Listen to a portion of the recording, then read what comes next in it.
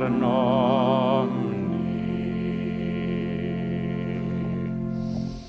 Bore da iawn I chi gyd a chroeso I roedfa foreol. Un cwrdd diolchgarwch ni a chroeso arbennig I gôr Llundain.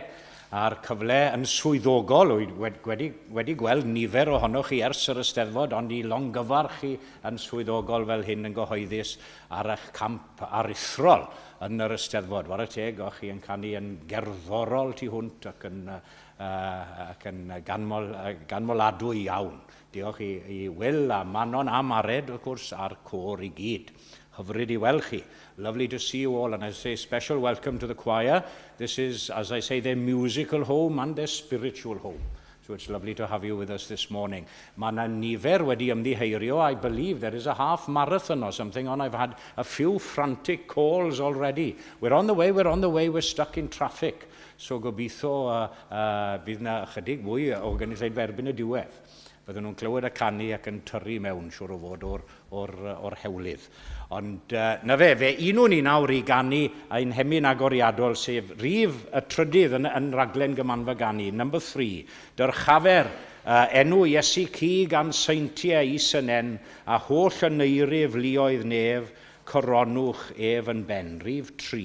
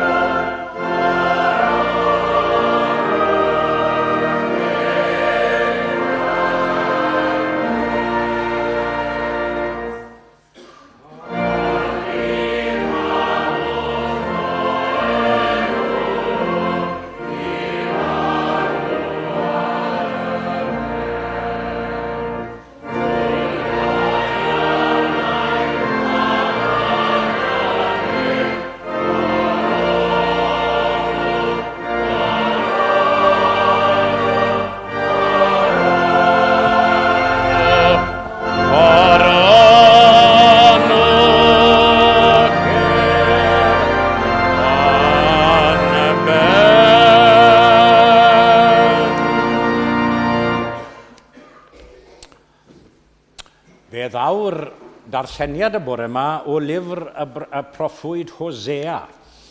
A dwi'n mynd i ofyn i glesnu nawr i ddod mlaen i ddarllen o'r proffwydoliaeth Hosea. We are in the 10th chapter of the book of Hosea, the prophet Hosea in the Old Testament. And if you're following in the English Bibles, in your seats, we're on page 915. 915 in the English Bibles, ac os ych chi am ddilyn y darlleniad yn y Gymraeg, i ni ar dudalen 823. 823 yn y Beibl Cymraeg yn eich seddi. Felly, diolch glesnu.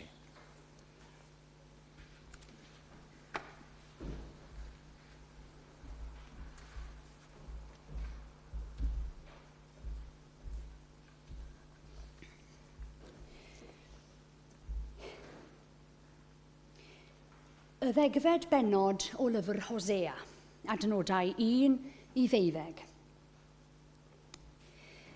Gwynwydden doreithiog oedd Israel, a'i ffrwyth yr un fath â hi. Fel yr amlhaodd ei ffrwyth, amlhaodd yntai a llorau. Fel y daeth ei dir yn well, gwnaeth yntai ei golofnau yn well. Aeth I calon yn ffals, ac yn awr y maent yn eog. Dryllia ef ei hallorau a difethau colofnau. Yn awr y maent yn dweud, nid oes ein ni frenin, am nad ydym yn ofni'r arglwydd, a pha beth a wnau brenin I ni. Llefaru geiriau y maent, a gwneud cyfamod a llwon ffals. Y mae barn yn codi fel chwyn gwenwynllyd yn rhychau'r maes. Y mae trigolion Samaria yn crynu o achos llo Bethafen. Y mae ei bobl yn galaru amdano, a'i eilyn o ffeiriaid yn wylofain amdano, a mi wogoniant ymadael o ddiwrtho. Fe dygir ef I Assyria yn anreg I frenin mawr. Gwneir Ephraim yn warth a chywilydda Israel oherwydd ei eilyn. Y mae brenin Samaria yn gyffeleb I frigyn ar wyneb dyfroedd. Distrywyr uchelfeidd Bethafen, pechod Israel. Tif draen a mieri ar ei hallorau. A dywedant wrth y mynyddoedd, cuddiwch ni, ac wrth y bryniau, syrthiwch arno. Dyddiau Gibea pechaist o Israel, safasant yno mewn gwrthryfel.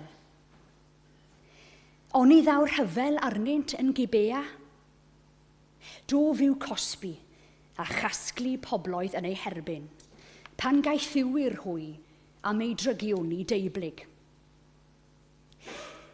Heffer wedi ei thorri I mewn yw Ephraim, a mae'n hoff o ddyrnu. Gosoda fiau ar ei gwar deg, a'r hof Ephraim mewn harnais. Bydd Juda yn aredig, a Jacob yn llyfnu iddo. Heiwch gyfiawnder, a byddwch yn medu ffyddlondeb. Triniwch I chwi frainar. Y mae'n bryd eisio'r arglwydd, iddo ddod a glawio cyfiawnder arnoch.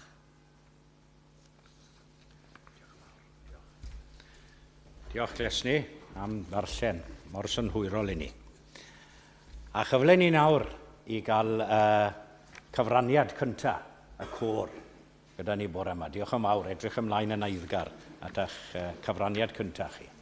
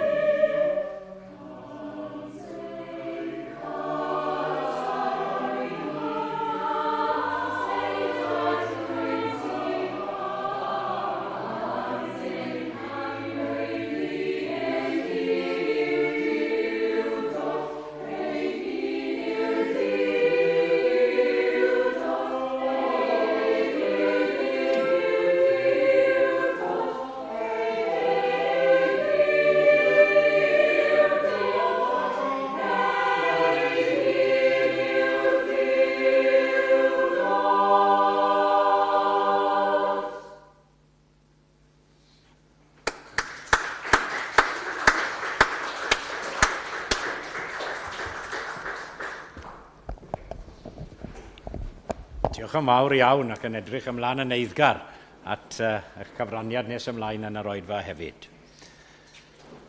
Ac fe unwn ni nawr i ganu ein hael emyn sef rif yr wythfed, number 8, and after we sing this hymn, Elin will come and lead us in prayer after the second hymn. Felly rif yr wythfed, tyred arglwydd ior i lawr, tyred yn dy gariad mawr, tyred una ni bob un yn dy gariad pyr dy hun. Arglwydd disgyn oddi fri ac yn awr o fewn dy di, tynnu atat, gwna ni'n un yn dy gariad pyr dy hun. Rif 8.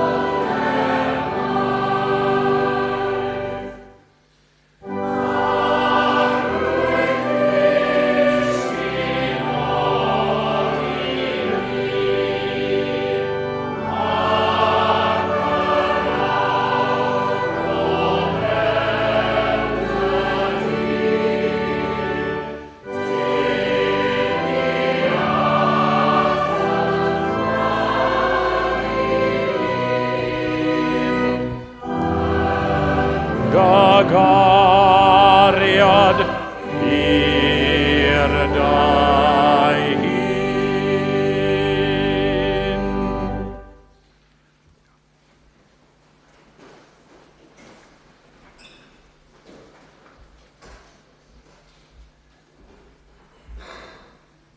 Gweddion. Duw a thad ein harglwydd Iesu, deuwn heddiw i ffoli di ac i ddathlu dy ddaioni helaeth tuag atom. Deuwn gyda diolchgarwch, llawenydd a rhyfeddod, gan atgoffa'n gilydd o gyfoeth dy greadigaeth, a chydnabod dy ffyddlondeb wrth arparu ar gyfer ein hangen. Loving and living God, we thank you for the beauty of the seasons, the constant cycle of day and night, and the vital gifts of rain and sunshine. We praise you today in our Harvest Thanksgiving service for all your gifts to us. Am wyrth tyfiant yr had a'r rhyfeddod bywyd, am amrywiaeth anghredadwy'r cynheuaf, cyflwynwn ein diolchgarwch i ti y bore yma. Sylweddolwn dy fod wedi ein bendithio y tu hwnt i'n heiddiant, a diolchwn i ti yn llawen. Help us to appreciate the work so many do in order to bring us the fruits of your creation, and teach us the part we must all play in ensuring future generations can enjoy your creation in turn. Teach us to use your gifts wisely, responsibly, effectively, so that nothing may be needlessly wasted or foolishly squandered. Helpa ni i gofio'r sawl nad oes iddynt ran gyfartal y mendithion y cynheuaf, y tlawd, y newynog, y digartref, y gorthrymedig, y sawl sydd wedi ei goddiweddyd gan drychinebau naturiol, a'r sawl a welodd eu cnydau yn methu. Ysbrydola ni i rannu o'n digonedd gyda'r sawl sy'n galw allan am gymorth. Lord God, you have provided beyond our needs, enough for all in every place to have enough to live. Forgive us that some still go hungry in our world, and forgive our part in that. Ysgoga ni trwy gyfrwng yr oedfa hon, fel y gallom wneud yn rhan i herio cydwybod llywodraethau a chenhedlodd daear, nes daw'r amser pan fydd dy holl roddion yn cael ei rhannu yn gyfartal rhwng pawb. You have blessed us and our world with so much. Help us now to respond in the name of Christ for all your goodness toward us. Bendithiais ni yn helaeth. Helpa ni i ymateb yn enw Crist. Amen.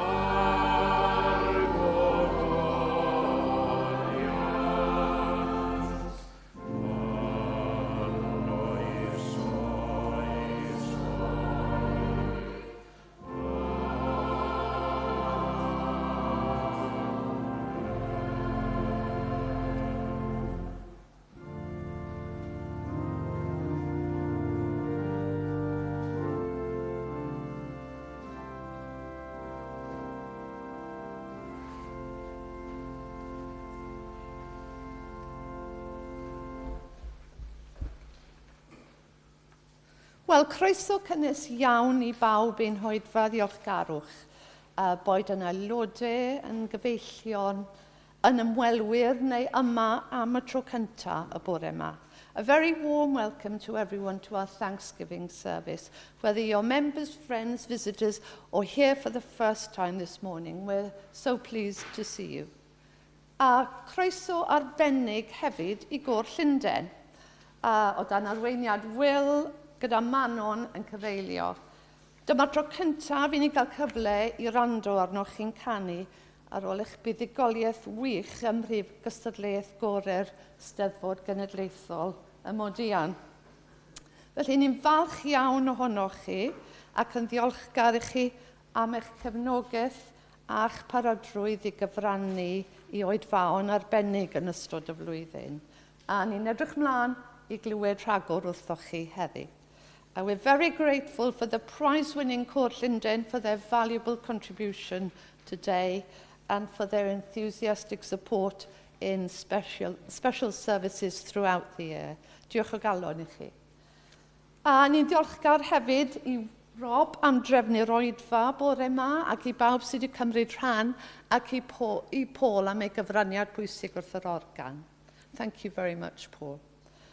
Today, during the service, we'll be making a special collection to aid the relief of those who've suffered as a result of the terrible disasters in Morocco and Libya. Sul nesaf, Hydref y 15fed, bydd yr oedfaon yn dilyn y patrwm arferol gyda'n gweinidog wrth y lliw yn yr oedfaon boreol a hwyrol gyda chylch trafod beibledd am hanner awr wedi 4. A dydd Mercher fel arfer am hanner dydd cynhelir oedfa ganol wythnos yn y neuadd islaw gyda the a chyfle gymdeithasu i ddilyn. After the midweek service on October the 18th at 1:05, there'll be an organ recital by Gerard Brooks, and he's the Director of Music of Central Hall, Westminster, and curator organist of Christ Church, Spitalfields. Bydd cyfarfod nesaf diaconiaid, nos Iau sy'n dod, sef Hydref y 18fed am hanner awr 6 yn Capel Bach neu ar Zoom, os na allwch chi fod no, yn y cnawd. Right, dyddiad i'w gofio. Nos Wener, noson quiz yn y neuadd i godi arian i elusen St Mungos, sy'n cynnig gobeith i'r digartref ar ein strydodd. Felly, nos Wener sy'n dod, Hydref y 10, mae tocyn yn 10 pint, sy'n cynnwys rhywbeth bach i fwyta. Felly, dim swper, ond rhywbeth i fwyta. A'r quiz feistr fydd Rob Sgwen, felly chi'n gwybod bydd digon o hwyl. Dewch eich ffrindiau gyda chi i ffurfio ford ac arian parod i gael rhoi cyfraniad am y diod. Os ych chi'n dod wrth eich hunan, dwi'n siŵr bydd digon o gyfle i ymuno â ford arall, a ford sy'n na. So that's the quiz night this coming Friday, October the 13th at 7 o'clock. Please bring your friends to form a table and also cash for donations for drinks. And if you're coming on your own, there'll be plenty of opportunity to join the table.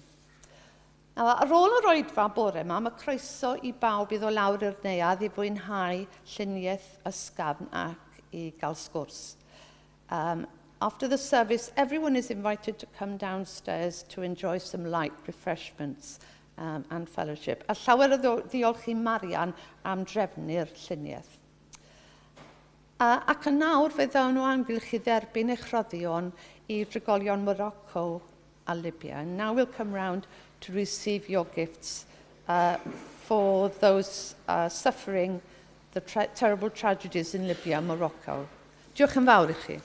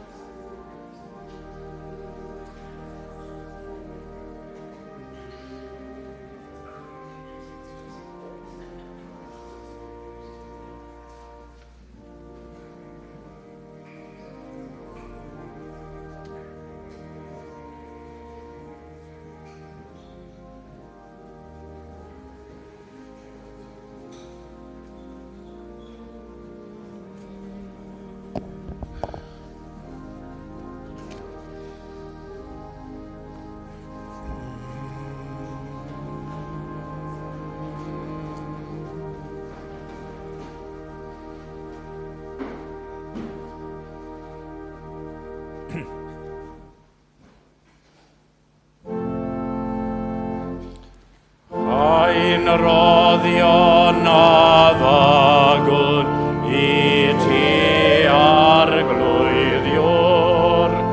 A diolch am dderbyn yn gyson oedd y stor. Yn llawen a gnawn a'n hadined ynghyd.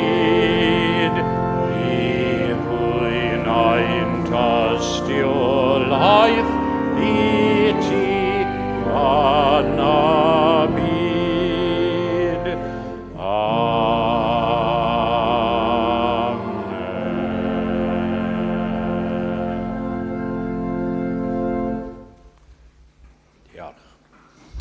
Wel, be soniodd Ann am y cwiz nos Wener, gobeithio, falle gewn ni o leia un tîm o'r côr, neu falle 4 tîm, bob llais, yn erbyn ei gilydd, ond dewch yn lli nos Wener. Wrth gwrs, I chi yma bob nos lun yn ymarfer yn gyson, cofiwch I ni yma bob dydd Sul hefyd.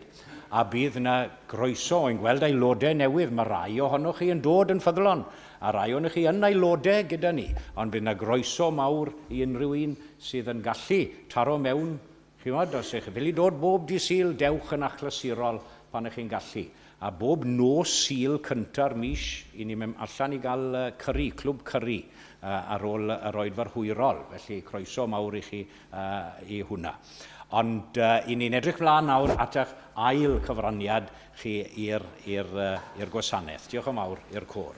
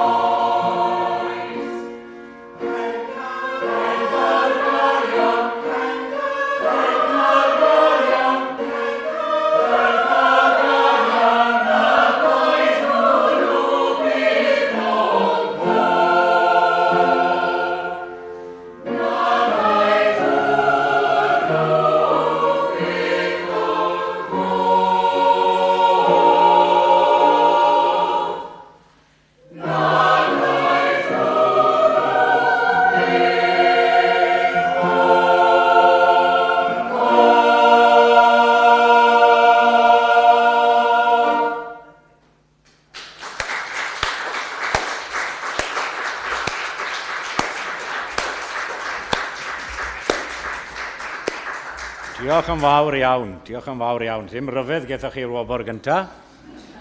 Wy'n cofio siarad o'r nith i Daniel Pryddro, Hanna Pryddro Griffiths o Ystrygynlais, ac oedd hi'n dweud am wncwl Dani, fel oedd hi'n nabod Daniel Pryddro, ac fel, o dim eisiau amen arno fe, fel yr hen amens gyda'r trefniadau eraill, oedd nacaid hwnnw byth o'm cof yn ddigon i Daniel Pryddro, dim eisiau amen arno fe. Da iawn. Diolch yn fawr, a i ni wedi gweld chi yn tyfu ac yn datblygu fel côr, a hynny wrth gwrs yn nwylo medrus, yn nwylo medrus Wil, ac i ni'n dymuno gorau i chi nawr i'r dyfodol. Da iawn. Felly, fe un o ni i ganu ein hemi nesaf, sef rhif 9, rhif y 9fed.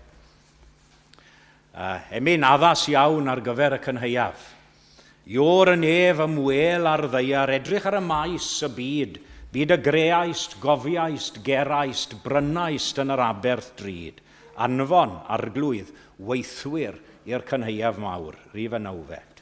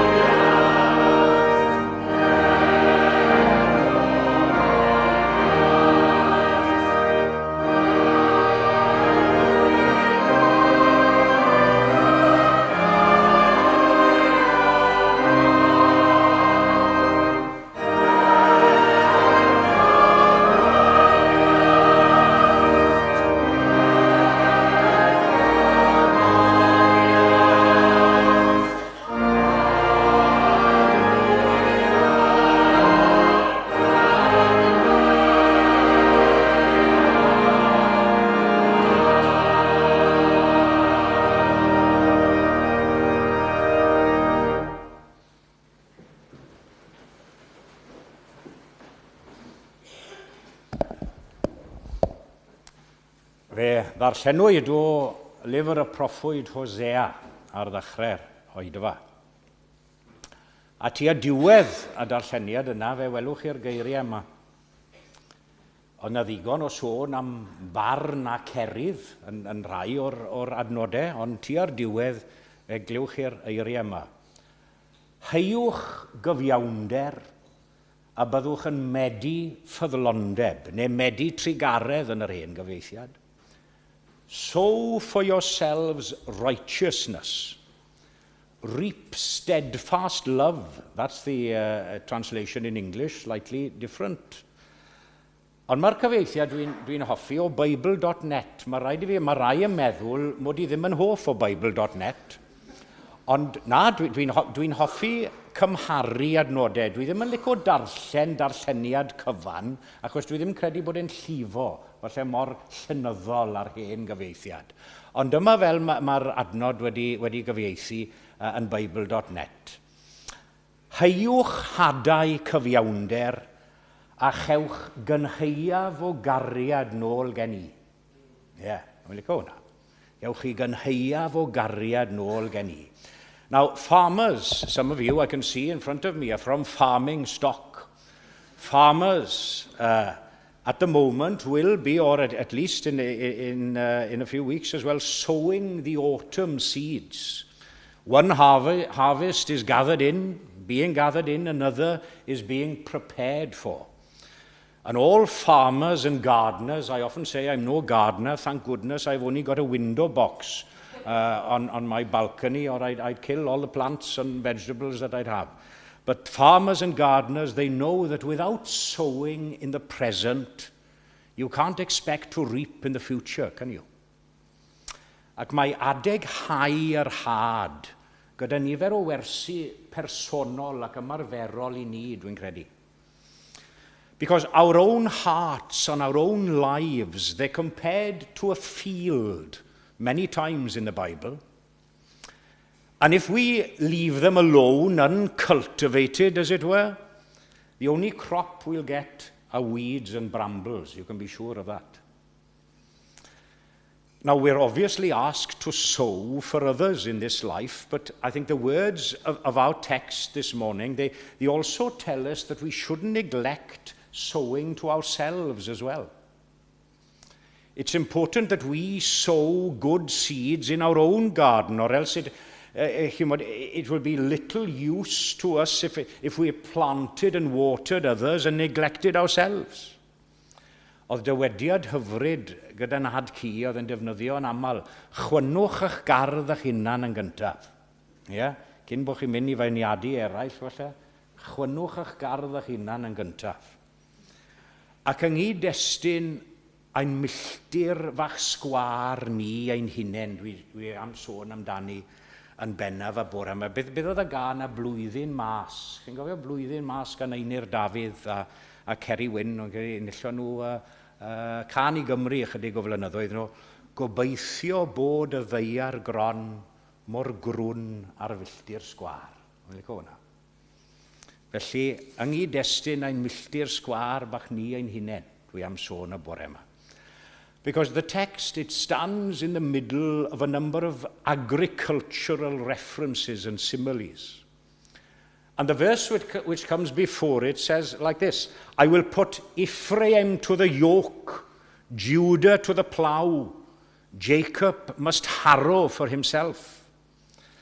And without ploughing, preparing the ground, brainaru'r tir, and what's the point of sowing if you haven't prepared the ground? And just as the ground has to be ploughed first, so must you and I be ploughed metaphorically and spiritually speaking before we can receive the seed, as it were, and produce the harvest. Dwy ystyriaeth yn unig I chi y bore yma, felly 2 bwynt i'r bregaeth. Yn gyntaf, rhaid I ni beidio anwybyddu amser hau ar hadau. Ac yna'n ail, rhaid I ni beidio anwybyddu amser cynheuaf, chwaith. Those are the 2 points for our consideration this morning. We mustn't neglect seed time. And secondly, we mustn't neglect harvest when it comes. Felly, rhaid i ni beidio ag anwybyddu amser hau ar hadau. Pryd hau ac yn heiaf ni ffaid mwy holl ddyddiau y ddeiar. Na'r eiriau o lyfr Genesis, a rhai o chi sy'n ymddiddori mewn barddoniaeth, fel chi'n cofio broddest enwog Dick Jones, yr amaethwr, amser hau a medi. Seed time and harvest, both are necessary, and God has declared that there should be time for both. And isn't this whole life, our whole life really on earth, in some way or another, an act of sowing? As a person sows, so shall he reap also. Now that's definitely, it's definitely true in materialistic sense, materialistic ways, but it's not in that type of sowing and reaping I want to concentrate so much this morning, but to deal with our inner being, our inner life, our spiritual life, as it were. Because I think that's what's meant by the prophet Hosea here when he's dealing with the people themselves. He talks of their condition before God. A mae'r weithred o hau hadau cyfiawnder, hadau da yn y byd o'n cwmpas ni, wel mae hwnna'n bwysig iawn heb anheuaeth, ond yw e. Ond wedi dweud hynny, mae'r gyfrinach yma o hau hadau o fewn gardd gydd y galon. Mae hwnna'n bwysig hefyd, yr un mor bwysig. After we have been ploughed ourselves and come to faith, as it were, that's just the beginning. That's just the beginning of the journey. The beginning of spiritual life is not the climax of anything. It might well make a person a disciple of Jesus Christ, but what's the main work of a disciple but to learn? You've got to learn always. Mae'n agosach ac yn rwyddach i ddeall rhywsut yn y Gymraeg, disgybl.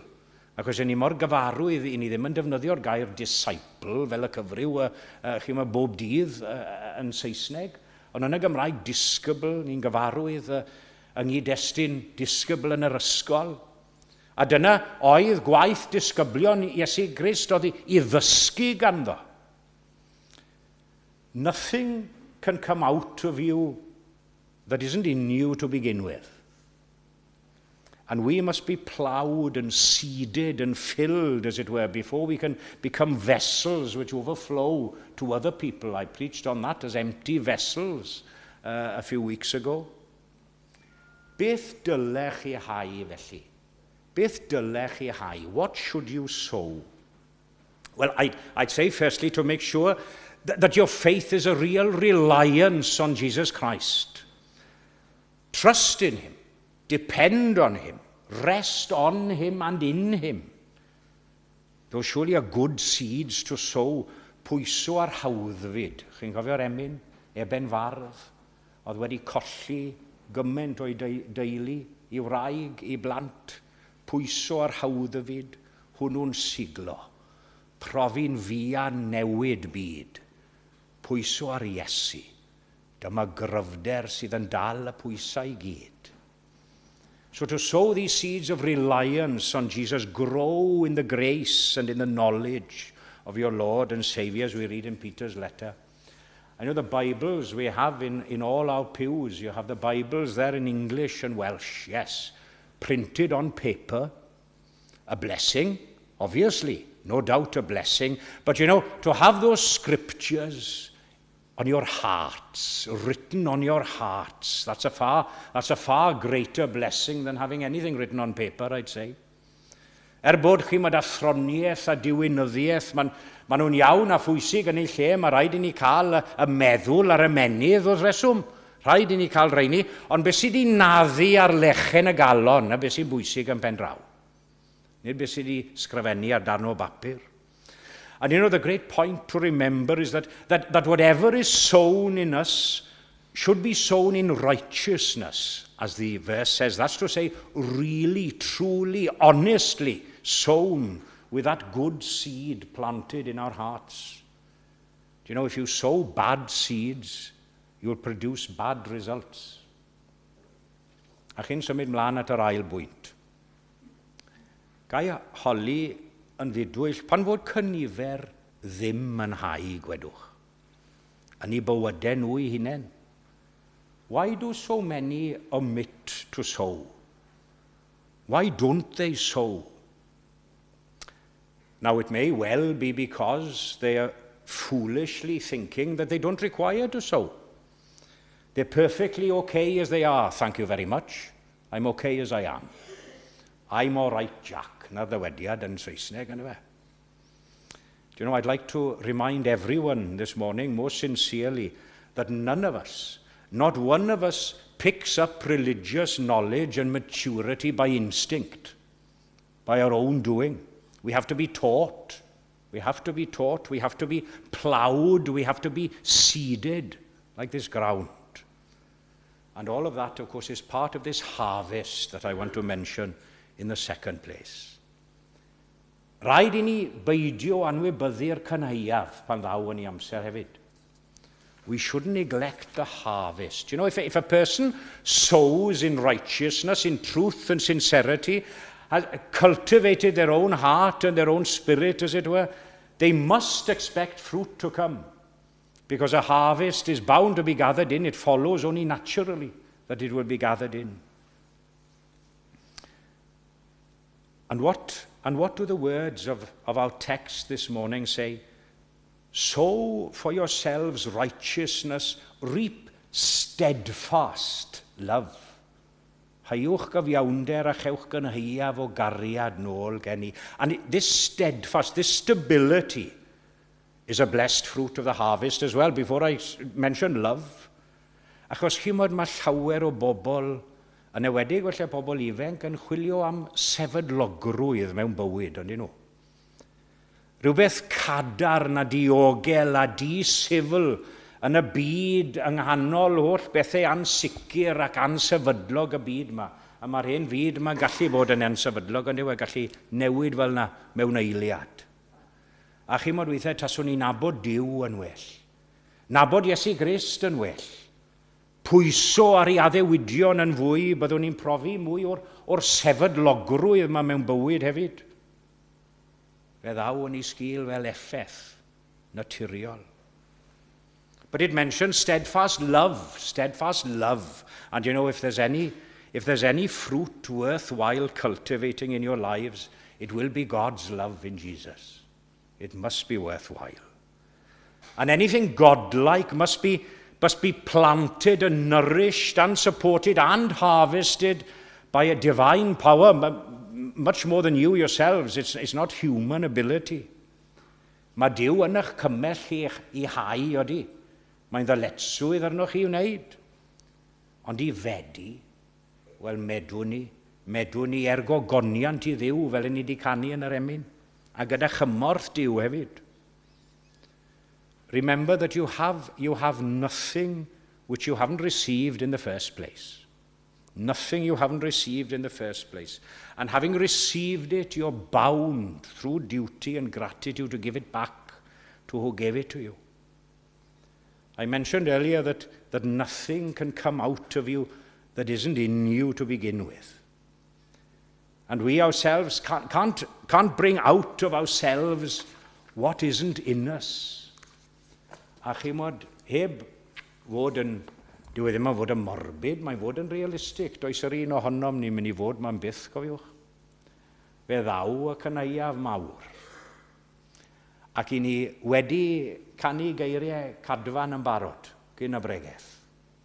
Ti sy'n arwen y cymylau, sy'ch chi'n credu yn yr ysbryd sydd yn reoli y cyfan. Ysbryd yw Duw. Ac yn plygu bwa'r nef. Gwnaed y was yn gwbl gwlithog, rod ysbryd arno ef a hi, pawb ohonom ni. Dogoniant arglwydd y cynhaiaf mawr.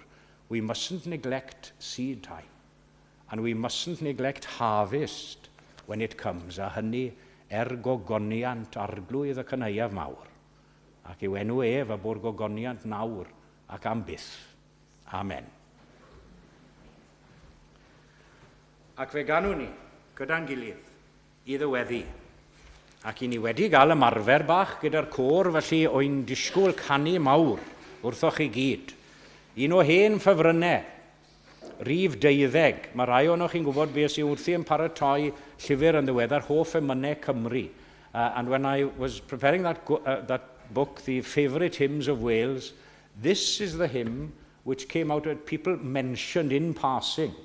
A few chose it as their favourite hymn, but this was by far the most popular hymn when they talked about their days in Sunday school and in day school, and remember singing this hymn. Felly, os nag yw'n gyfarwydd â chi, dysgwch chi, achos bydd rhaid i chi ganu fe yn y gymanfa ym mhen y mis hefyd. Felly, rhif 12, o rwyf yn hoffi canu, canu a chalon iach, swyno y byd a'i syni fel yr aderyn bach. Sisial fy ngân bob bore, cyn daw gofidi a'r dydd.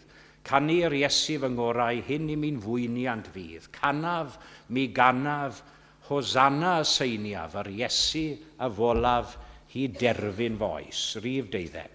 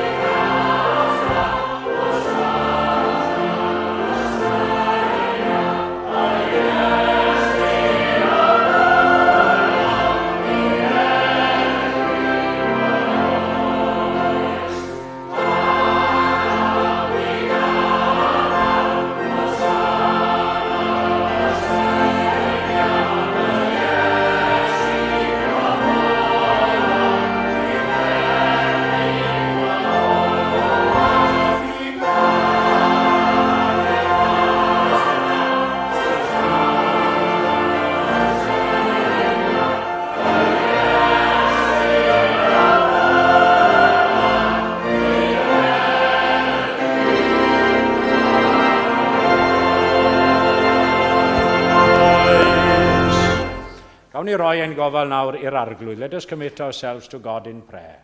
Haiwch hadau cyfiawnder, a chewch gynheiaf o gariad nôl gen i.